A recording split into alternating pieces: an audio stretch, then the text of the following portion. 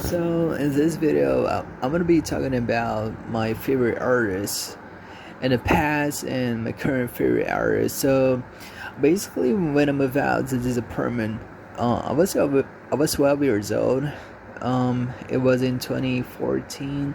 I remember when I moved out here. Um, I used to use my dad's tablet, and I remember I would be on YouTube, on listening to Shakira, Lady Gaga, Pitbull. Yeah. So in 2016, 2016 was the year that I started to get into metal, heavy metal, because I started to do my workout because I was overweight and I wanted to lose weight. So I decided to do a workout. And I remember first I started to do my workout in my room, and then I started to listen to some songs, and then I started to listen to, I don't remember exactly the first metal band that I started to get into. I think that it was on Linkin Park. Yeah, probably Linkin Park. So basically they have their songs in the end. I remember watching this song because there's a video clip of this song, not listening but also watching the video clip. I remember it was very emotional. So this song is amazing, and I remember back then I think that I had heard this song when I was a little kid. I was very little, but I didn't know the name of the song. But in 2016 I found it out. So in the end, was one of my favorite songs. So yeah, when I'm talking about Link Park, I remember in the end, pushing me away, somewhere I belong, crawling. What else? So yeah, they have a lot of good songs.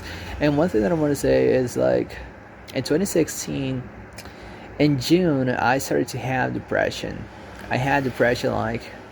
My whole life was very horrible. I didn't want to be born. If I had the option to never be alive, I would choose this option.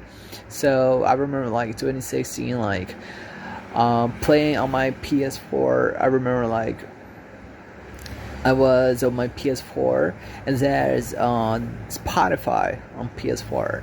So I would be playing. I remember I was playing Battlefield 4, and at the same time I was playing a game, I was listening to Linkin Park. I remember when I was playing Call of Duty Black Ops 3, and they had released the Revelations, the map, a lot of DLCs from Black Ops 3. So yeah, I was listening to Linkin Park. So, and I remember the day that Chester committed suicide. So basically, I remember I was at home, and I saw many rumors.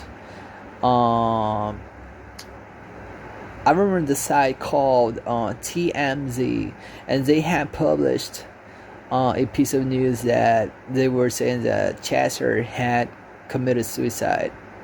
And I remember back then,